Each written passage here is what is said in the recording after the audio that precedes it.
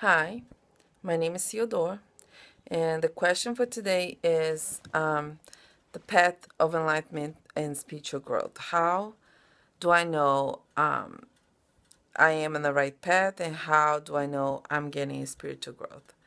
That's easy. Everything is a spiritual growth. Everything is your path. Your life is your path.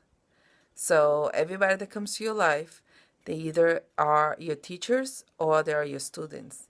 You're either teaching them something good about themselves that they can learn and grow, or you're learning something from them.